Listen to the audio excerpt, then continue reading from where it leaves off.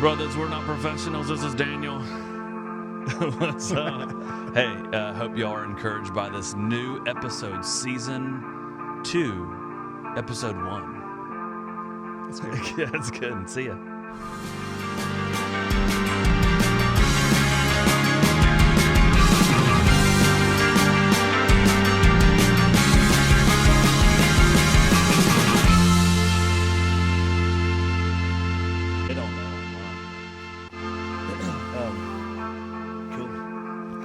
Hello and welcome. Good to be here with you, Cameron. Yeah. Hey, y'all. Brothers, we are not professionals. This is Daniel Adkinson, and we go all the way back to Gwinnett County. Yeah, dude. Wow. So why don't you just, we could open with that. Tell them who you are and maybe even that story of how we know each other. Sure. Yeah.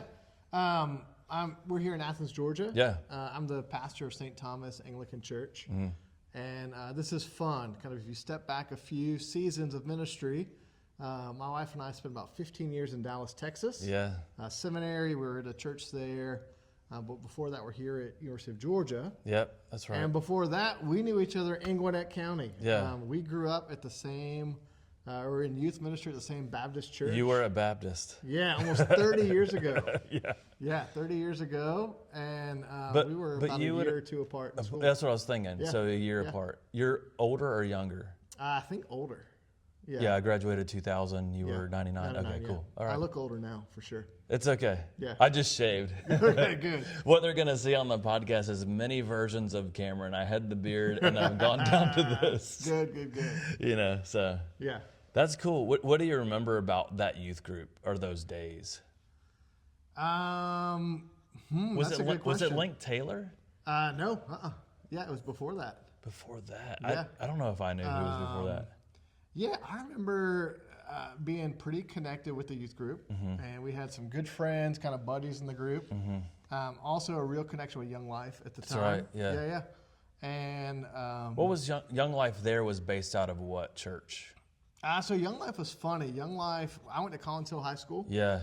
And we had an FCA program that went to Young Life camps as Young Life was working to kind of grow in Gwinnett County. That's right, yeah. I remember I was at North Gwinnett for a little bit, and it seemed like they had some affiliation with maybe a local Methodist church or something there. Yeah. But they had their own space there. I remember it was like a baseball field or whatever, Okay. right by North Gwinnett High School. Cool.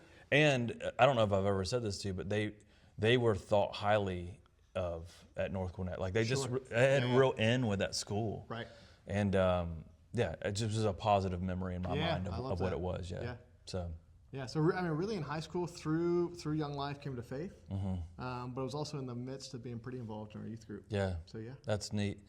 I mean, honestly, I remember vaguely you. I don't know that we had like a close friendship then, but like when we connected here in Athens, I was like, oh yeah, Daniel. And I then, remember him. And then you put together the story, and then I was like, that's where we know each other from. Yeah. I think actually, part of the story, kind of not really at the church, but if I remember, you were in like a Christian boy band. Yeah. And my cousin was the drummer, Andrew Ball. Oh, dude, we didn't connect that. Yeah. And you were like the lead singer. No. No, close. The dancer? Yes. No, that's so crazy, dude. Yeah. How do we not do that? So Andrew Ball. Okay, so what was happening there is that I was leading worship with the youth group. Just like, hippie Cameron plays guitar. And so I think it was my senior year because he's a year younger than me. Yeah, he's 2 years younger than me. And so I would lead just senior in high school, maybe junior in high school, lead worship. And then it was really neat because rarely do you see youth groups with like their own actually youth band. Yeah. But there was these guys, and Andrew played drums. But the better guy was a guy named Josh Wood. He ended up becoming the lead singer, would lead in the band. I think probably he was younger than me, and as I stepped out, and what ended up happening was Andrew, Josh, another guy, oh gosh, what is his name? Anyways, they formed a boy band. Like rock band. Yeah. And they would play. It was a boy band. Yeah. they would play, what was the festival at Stone Mountain? It was a Christian festival. I don't know. But they would go to that. Yeah. But it all started there in the youth group. Right, and like the bleached hair, like the whole thing. Yeah, Right? and what had happened was we went on a senior trip and we all went to Jacksonville, Florida. Oh, okay. And we bleached our hair. I love it. So I was very tied in with what they were doing. Yep. But eventually kind of backed myself out in that Josh had the better vocals. He was a singer, and he still is great. But that was what was going on, and I have good memories of all that, and even Andrew. Because he was so funny and he got really like into the hippie scene. I remember him in the Birkenstocks and doing the hippie dances. And now is like I still keep up with him through Facebook. Is like into the rockabilly scene. He is, and has gone Eastern Orthodox. He has. Yeah. My uncle crazy. was born Greek Orthodox. Okay. And so he's kind of come full circle. His dad. Yeah. Oh, dude. Okay, well, there you go. Yep. We discover it right in the moment. Yeah. Okay, so then jump into like, and you don't have to necessarily get into full testimony, but just what was your journey to Anglicanism? Yeah. Like just even from those days. I mean, and you can speed up and slow down as much as you want. Yeah. I mean, in those days in high school, really kind of had a conversion to the Lord through Young Life, and kind of had some up and down, like most of us do in high school. But by the time I got to college, ended up as a Young Life leader here in Athens. Actually at Cedar Shoals High School. That's right, East and Side. we would do events and fundraisers at Green Acres Baptist Church, cool. which was kind of fun. But cut my teeth on some ministry stuff there, and really enjoyed that aspect of mission and outreach. Didn't have much of a theology of the church at that point. And so ended up going to seminary at Dallas Theological Seminary, because that's where the founder of Young Life had gone. Oh, cool. Started. So you were following like the ant trails of Young Life. Yep, very much so. Was on staff for a little bit in Texas. And I think that's part of my journey, was actually working for a parachurch ministry. So Young Life, big ministry. Because of that, you get different quality, different places, for sure. At its best is trying to find kids who aren't churched, wouldn't profess to be Christians, introduce them to the gospel, and then really plug them into a church for lifelong formation. And during my time on Young Life staff, really realized our calling, our gifting was more in lifelong formation in the church. And then started trying to figure out where are churches that's what they're focused on. And so ended up at a church in the Dallas area that was really connected to the seminary. Lots of professors, guys like Bruce Waltke, Daryl Bach. I was going to say, Dallas Willard by chance? Was he in that area or in those circles? No, he was influential, but he was in California at the time. My bad. I was thinking like Dallas or something. Yeah. So was there and really started connecting with. That church was unique in that it structured their worship service around word and table.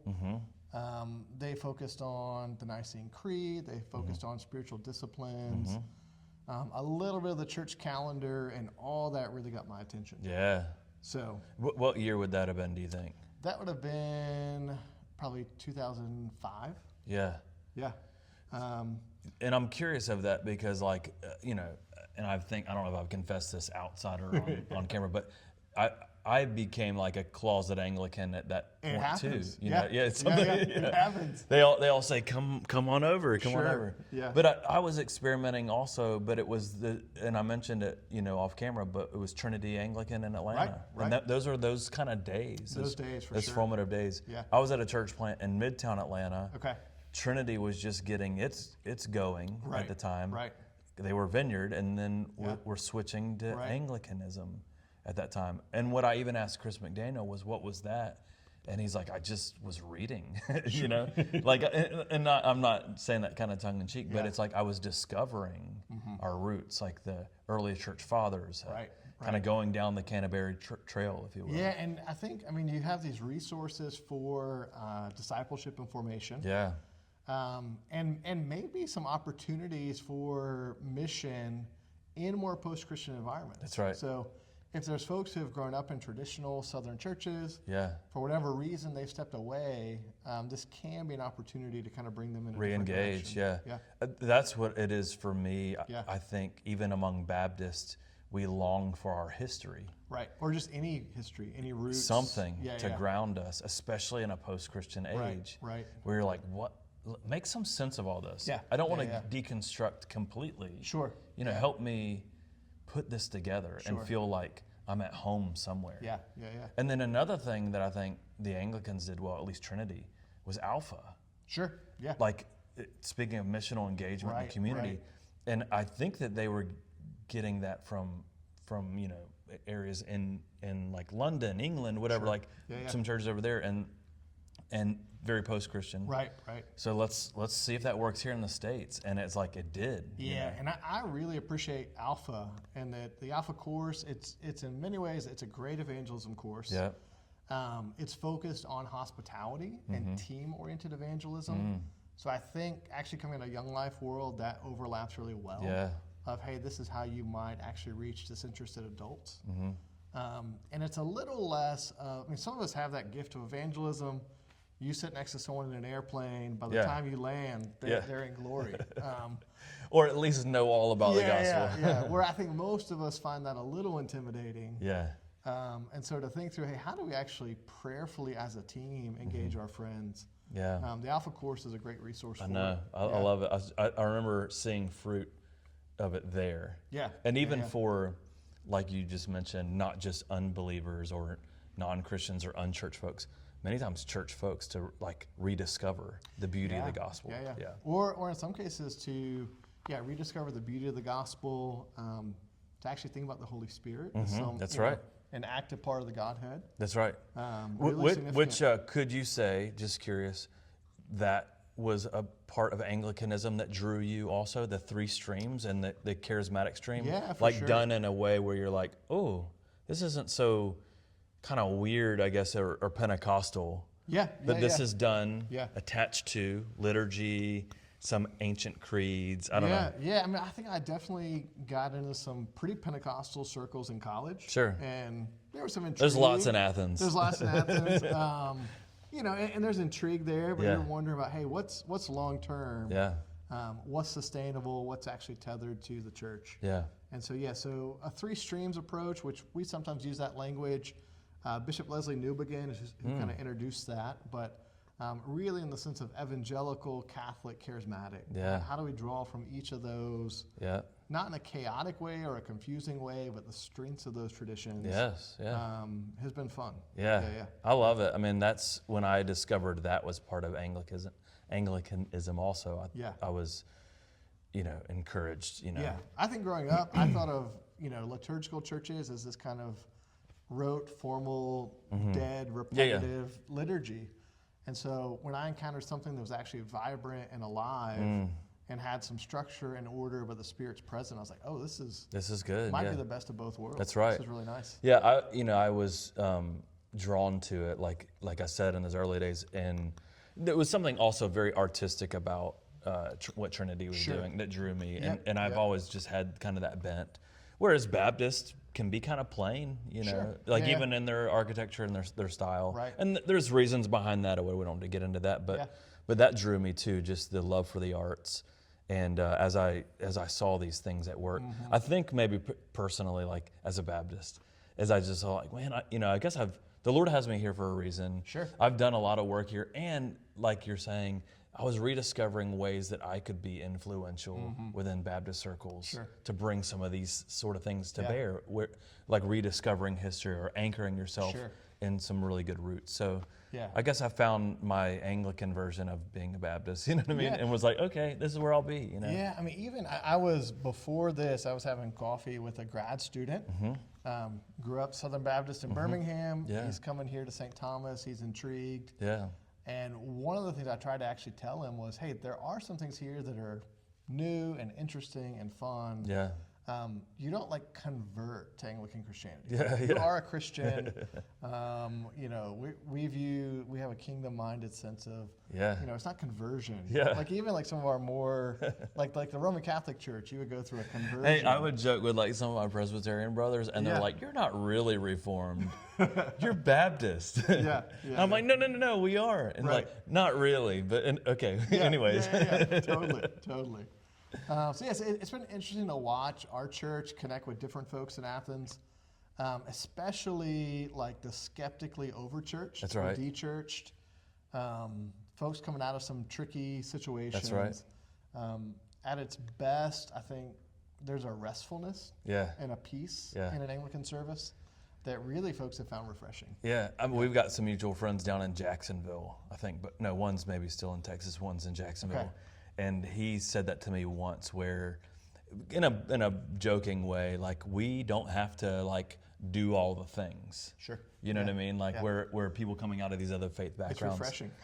We just do what the book says, in a sense. Yeah. Or even, like, what those over us do. Sure. We don't have to deal with some of those same, and that is refreshing to some people because there can be a lot of maybe drama found in other denominations. And I don't want to paint a negative picture. It's whatever you find, but people coming out of it are refreshed by that. Like, oh, this is just, it's written out almost. It's plain for us. We don't have to, like, I don't know a good way to put it, but we don't have to make it up. Well, and we know some folks, they're going to come to a place like our church, and it's going to be home. Yeah. Like, hey, we've been looking for this. It's great.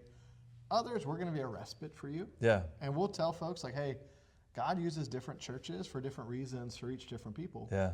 Sometimes for different seasons of their life. Like, that's right. That's part of just going, hey, what's God doing more broadly in Athens, even beyond any of our individual churches? Absolutely. Yeah. What I love about that mindset, because I have this with other pastors too, is that we are just trying to kind of collectively shepherd people well. And we can't, like, hold their hands and say, you must stay here at this church. Right. They may, even if we disagree, go on to another church. Sure. That's okay. Hopefully there's a relationship between pastor to pastor where we can just shepherd wherever they're at. Right. They may return, they may go even on to somewhere else. But we're as best we can caring for their souls. Yeah. You know what I mean? Totally. Yeah. Yep. That's awesome. Cool. Yeah, man. Fun. All right. Round one. That sounds great. All right, back. Okay, Here we are. Good. How do you like these mics? I actually really like them. They're not dorky? Well, I feel like maybe like I could direct like air traffic control. You know, like you could bring in. Wait, could we get like this? Like, yes. Yeah. Yeah. Or like, you know, when you drop off your kids in the morning to school and you could use these. It'd be perfect. You can see this, can't you? Yeah. Yeah.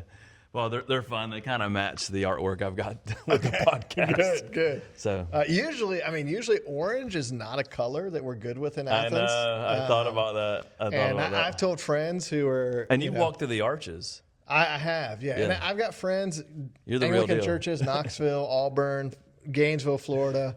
And I'm like, hey, you know, just don't wear this one color. Well, like orange is not even a liturgical color. Like even the Lord knows this is not what you should do. Even the Lord knows. You know, it's all right. There's not even an orange ribbon in the Bible somewhere. Well, maybe, but yeah. I know what you mean. Like the liturgical wheel. Like there's no orange. There's no there. orange. Oh man. Well, it goes with the podcast. It works. Yeah. It works. All right. Well, hey, thanks again for doing this and just freeing up time. I thought what you could maybe just share with is like just your family. Sure. And then how St. Thomas came to be. Yeah. So my wife and I, Holly, we've been married almost 24 years. Met at University of Georgia in a small group and did what you're not supposed to do, where we graduated 1 month, and got married the next. and then moved to Texas for school. Wow. So really kind of grew up in Texas as a couple, as a family. We have 2 children. They were both born in Texas. Yeah. Noah, our son, is almost 20. He's a sophomore at UGA. Oh, yeah. And then our daughter, Zoe, is in 7th grade. She's 13. Yeah, our daughters are together, same class. Yeah, same class, and, you know, nice spread there. So we moved back. I don't think I knew that he was in college. Yeah, he's here in college. He's going to Georgia. He's at Georgia. Oh, yeah, sweet. Yeah. Wow. There's a picture. Georgia's that way. That's why I know there's a picture online though. He's much younger, right? Yeah. So he was. We moved back here about 10 years ago. Yeah. We were working at a large Anglican church, and I had been active in helping some of our church planting efforts in the Anglican Church in North America, and really through spending some time with Tim Keller and his team. Cool. They just said, hey, you guys got to get out of the suburbs. Was that city to city? Well, we were bringing him in to do some things. Yeah, with y'all's group. With our group, wow. yeah.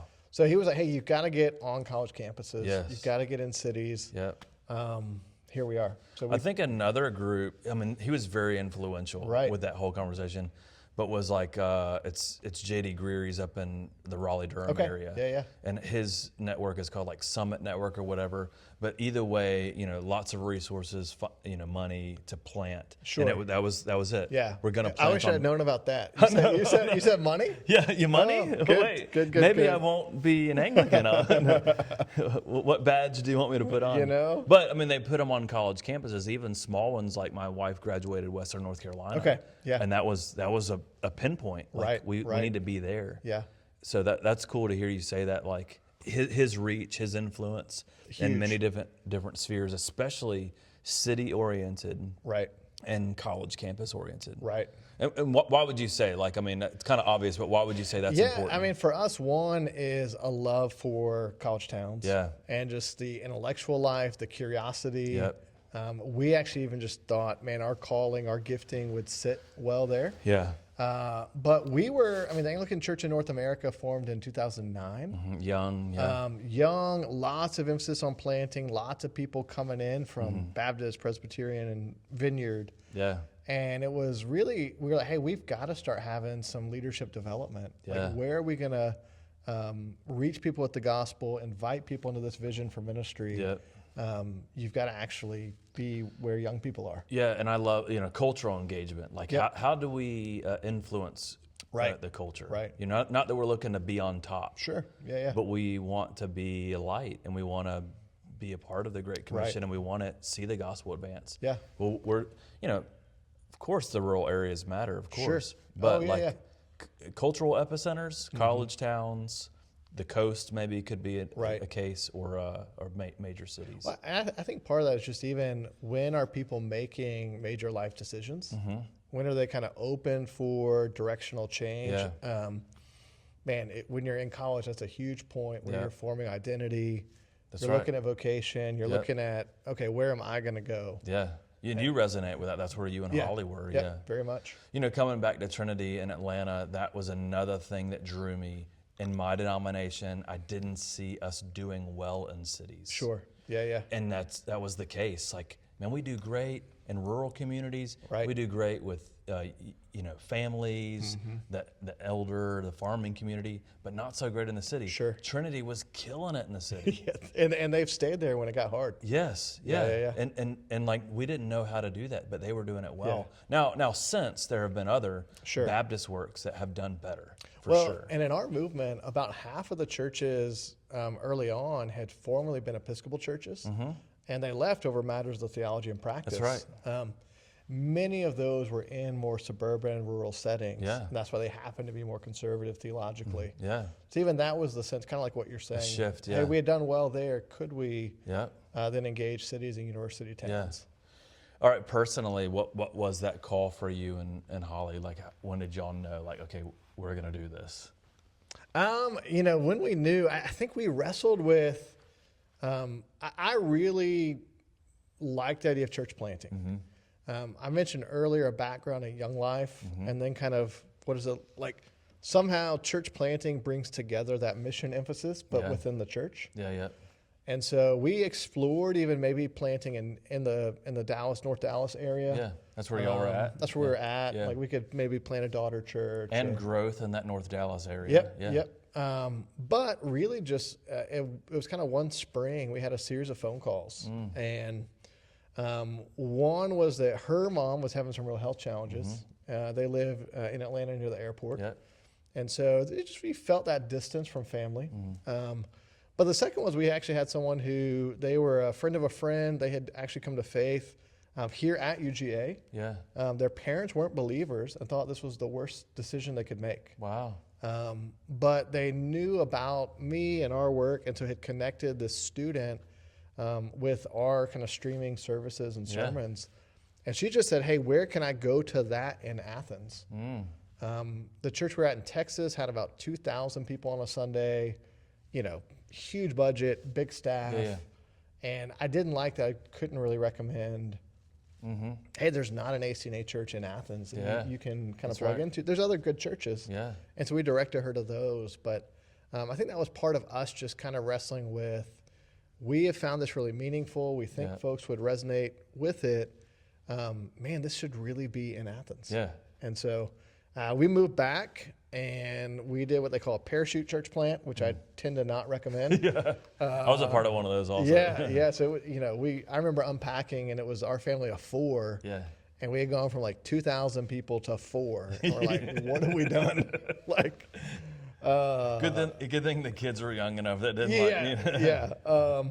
and I think we even knew, like, I had been working with church planters. I even knew, like, there's a high likelihood of failure here. If it goes well, that there's still going to be some wear and tear for sure. And so we kind of early on were like, hey, we're faithful to try and get this going. It's up to the Lord if it takes root or not. Yeah. So it was dicey. I mean, it was dicey. There were moments where it's not like this is for sure. Yeah, I mean, honestly, Cameron, we thought there would be like some folks even kind of ready to jump onto an ACNA church in town because we have some strong churches within a 30, 45-minute drive. And like after we had moved back, I remember talking to our bishop, and he goes, "Oh yeah, I don't think we told you. We tried a plant. It didn't go well at all. But we're rooting for you." And so you may see some of those folks, but I think they've all dissipated. So we kind of came in not just to a fresh field, but one that had kind of gotten burned over a little bit. Yeah. And just started trying to see who we could connect with. We spent about 2 years just gathering, meeting on Sunday nights before we kind of started Sunday mornings. Yeah. When was the botanicals? Was that? Yeah. We started Sunday morning services in a beautiful chapel in the Botanical Gardens here, 2018. Yeah. So how long had y'all been meeting before that? So we had done about 2 years from just a family of 4 to an evening service. Seems like it picked up momentum at the botanicals, don't you think? It was ready to move to Sunday morning just as a group. Yeah. And so we moved there. Still small. I mean, it's a very kind of we're and not like we're not sending mailers or right. It's all pretty organic at that point. Which that would be like the traditional thing. Do mailers in the community, do all the things. Yeah. Ours was really kind of just doing mission and evangelism, discipleship. We spent about 2 years at the day chapel. Yeah. And then COVID came around. Yeah. Honestly, we're in March about this time. I know. 6 years ago. I think last week was the anniversary. One of my daughter said something to me about it. Yeah. Man. And that was a super weird time. And we were a pretty fragile young church. And we didn't have say over like where we met, if we could meet, what we would do, any of that. It was something cool that y'all did well. What's that? And I don't know if I got to tell you this, but just, because of the lectionary, you were able to hop online every day. We did, and just do a reading. Yeah. Think about how engaging that is when everybody's kind of online. And we were all kind of running around trying to find out how do we keep our people engaged. Right. And because of y'all's tradition and just your intentionality, you were able to just keep that steady. I think we figured out liturgy actually is a little bit of a script. Yeah. And so it played pretty well on those environments. Those moments too. Luckily, it was a Southern Baptist friend, Ed Stetzer. Oh, yeah. And so Ed is who kind of told us early on, like, whatever you guys think about this politically, whatever, don't wait for this to end. Figure out how to do creative ministry now. Yeah. And so we really leaned in that direction, and we had to be creative for about a year and a half. I know. Y'all did the outdoor and the what is we, it called? we did backyard services. The Foundry, right? We met at an outdoor pavilion downtown. When we got back to the day chapel, had some growth, and we did joke that apparently air conditioning is the secret to church growth. Who knew? Who knew? It's just air conditioning. Wow, that sounds great. Yeah. What a journey, though, huh? Yeah, this is year what? This is really since we landed 10 years. 10 years. Yeah. So family of 4 to now we're here in a building that there's been ministry here for over 100 years. Yeah. Baptist church that was kind of transitioning. The Lord opened the door for that. We moved in here last summer. Yeah. And it's a beautiful space. Yeah. Been hard at work getting it, renovated, usable. It looks really good. We're really okay, so your family, you mentioned them, and I'm sure a sweetheart of a wife she's great to do the journey with you. You know what I mean? Yeah. And then I'm sure does everything you don't do, like helps in so many ways here. She did Uber volunteer and then was on staff for a little bit doing kids ministry. Mm-hmm. Yeah. And then has just kind of stepped back from that. Yeah, which is a good thing where she can. Yeah. What would you say to someone who's watching this, she's watching this, sure, and they're just like, man, we're kind of in that similar boat. Like, what would you say to them about it feeling a bit dicey, but just keep moving forward? Yeah, I would say that, man, if you're in the place where you're planting a church, even revitalizing a church, lean on the Lord's timing. Yeah, it's gonna take longer than you think. Yeah. If you're going to actually get the kind of roots you want. Mm-hmm. And it dawned on me that this time, maybe 8 years ago, I was part of a Good Friday service. And it was our PCA friends. Mm-hmm. They all invited me to be part of this Good Friday service, several senior pastors, associate pastors. And I realized, man, I think I am the only person from that service 8 years ago still in the same position. Wow, still here. So part of it is just longevity. Wow. Yeah. I've got a few sayings that I've hung on to because in a similar boat, I would say we're revitalization, right? Planting, but like staying power. Staying power is huge, and just there's always the sense that this thing's going to blow up, or or I don't know if I can hang in there any longer, or that other opportunity, grass is greener. Sure. And, that may be the Lord. I'm not saying it's not the Lord. Follow God's leading. Yeah. But consider the staying power that things get better the longer you're there. Right. I mean, I would say that for marriage, for in a lot of things, just hang in there. And it does seem to get better. Yeah. I mean, I go back to there's a kind of just in my own personal life, I was really famous at our high school. You probably don't know this. Collins Hill High School, yes. I am the only person to have ever done this, I think. I joined the cross-country team, and my freshman year, I won the Most Improved Runner Award. Oh, cool. Because I was, so bad. Yeah. That then it was all new to you. Yeah, it was all new to me, and so I won the Most Improved Runner Award. And then my sophomore year, I won it again. Okay. Do you know how bad you have to be to win Most Improved twice? Do you know, and you just learn staying power. You're like, we think we're supposed to do this, one foot in front of the other. You mean there's not somebody else who just joined the team? No, it was, like I said, I think I'm the only person to defend the Most Improved title. Wow. You probably had some beast on the team. It was pretty fun. There were some athletes. Yeah. So, I mean, part of it, I just think here, we've just tried to kind of have the long obedience in the same direction. Yep, love that quote. Which is, I think, it's a Eugene Peterson book. I think it's from Nietzsche, we repurpose Eugene it. Peterson has redeemed it. Yeah, all truth is God's truth in that way. But I think that would be part of it is, hey, just make sure and focus on that staying power. Yeah. I love you said that this also, but and I don't know what you'd call this, but just really sensing the Lord's direction and not feeling the pressure as though you've got to perform or do it the way some other planter did or whatever, because there is a lot that's kind of fed to us. There is. You need to do this or you need to try that or whatever, and then you just feel kind of overwhelmed by it, but you got to just realize truly at the end of the day, this is the Lord's church. It's not ours. It's the Lord's church. If this thing fails, it's not on me. Maybe I could have done some things differently. Sure. We're not encouraging just to do things poorly. Right. But we're in the business of God's got to do this. Right. We don't want to be a part of anything that could be manufactured, right. or man-made. Yeah. To me, that's that learning curve that I had to hit. Sure.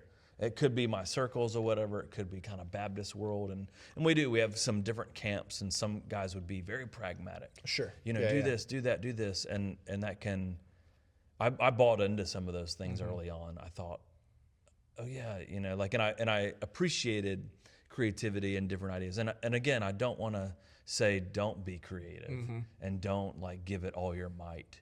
There's a lot to be said there. Sure. But ultimately, it is the Lord's doing. Yeah, and be creative, but don't reinvent the wheel.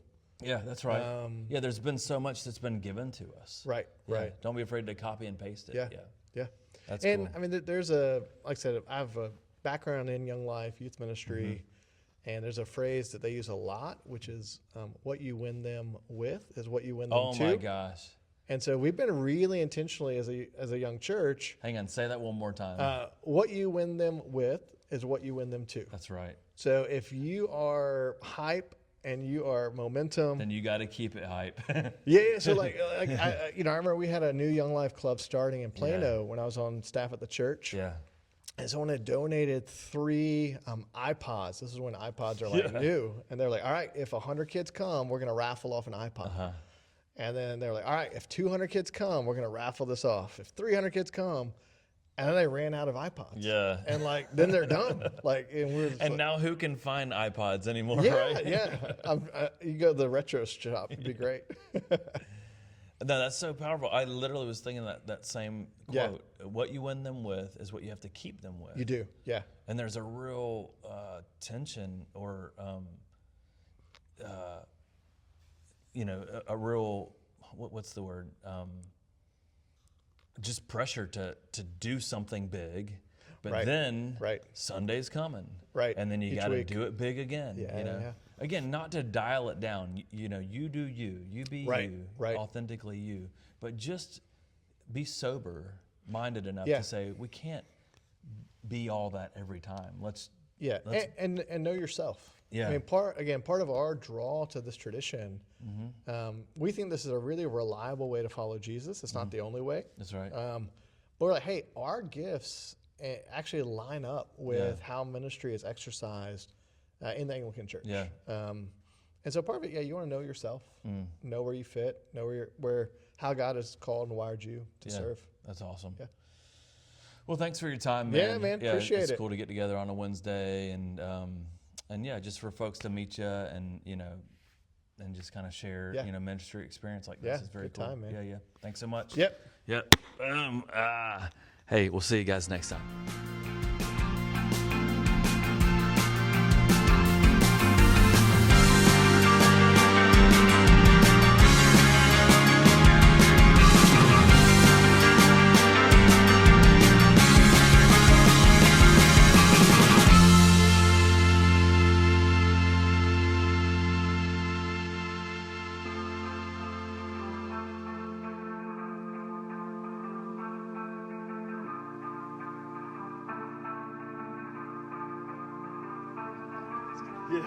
Yeah. I was hoping you might offer me something, Yeah, So it should get us here. Okay. So you don't feel like you have to be here, but as long as you've got it, kind of thumb on it and you're kind of holding it. Yeah, I don't have to turn it on or off. It's on. Yeah, because it's all in here. These are just sticks. That's all they are. Good. So you could be here. Okay. I like it, man. Well, dink it or sink it type of thing. All right, let's see how that looks and sounds.